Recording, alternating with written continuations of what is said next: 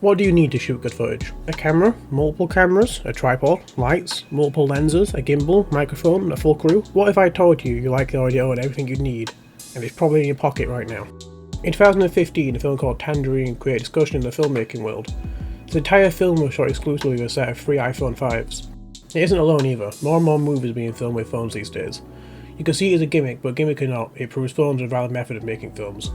Even if it will ever replace cameras, they are, if nothing else, good for practice. I enjoy making short documentaries, and I often shoot a lot of my B-roll footage on my phone, and my phone isn't even very good. I also often use it to make short films, just for fun.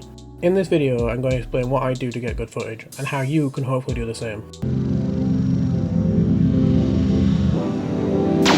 I'm sure if you used a camera, you'd looked at the settings menu and only understood what half of it even meant. Phones don't have all that, but they do have a few settings that you can tweak if you want to change how your footage feels, or get a different look from your footage. A lot of phones have multiple different options for frame rates, and it's important you know what they do before you try and pick one. The majority of phones let you pick between either 30 or 60, and occasionally they pick 25. But what's the difference? Essentially, the higher the frame rate, the smoother the video. Look at this comparison to see.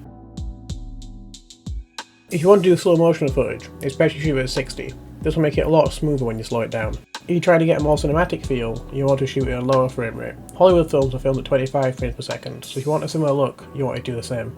If you want my opinion, I personally like to keep the frame rate at high. It's much more useful in much more situations.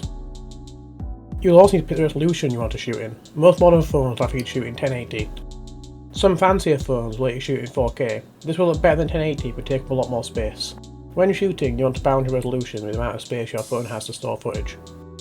Now that your settings are all good, you need to know some techniques that will help you make the most out of your phone. The first thing I want to mention is to clean your lens. You hold your phone all the time, and during that time you're getting fingerprints all over the lens. The footage will come out looking blurry, but if you clean it, the footage will look much more crisp. Another important thing to remember is to shoot in landscape. If you don't, it will look strange when viewed on a widescreen, like a monitor or a television. It'll be seen with these big black bars. Shooting in portrait will also make it more difficult to follow the rule of thirds, and make composition overall way more difficult than it needs to be. Zooming in with your phone lens isn't really possible. I mean, you can do it, but it won't look good. Most phones use digital zoom and not physical zoom like a camera lens. This means that when you zoom in, the footage looks pixelated and fuzzy. Instead of zooming in digitally, just move the phone close to the subject to avoid all these issues.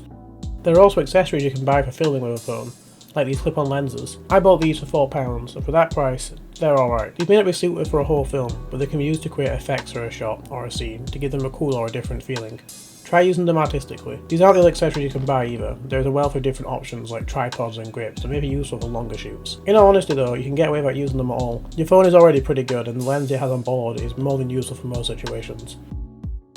Now that you know how to shoot on a phone, I thought I would cover some situations that might be more convenient if you shot them with a phone. I mentioned previously my love of documentaries, and documentaries use a lot of B-roll footage. Sometimes I'm out and about and I see something that I think might be useful as B-roll. I don't often have my camera with me, so often a lot of my B-roll is shot using my phone. I also often shoot B-roll with my phone on days out, for use as nondescript filler footage in later projects. And yes, this will annoy whoever you're out with at the time. Now that I've given you all this information, you'll be able to go out and try and get some decent footage with your phone as well. Just remember to keep the basics in mind. Just because you're shooting with a phone doesn't mean you have to forget all the filmmaking knowledge you already know. And now that you know all this information, you'll always have a camera with you.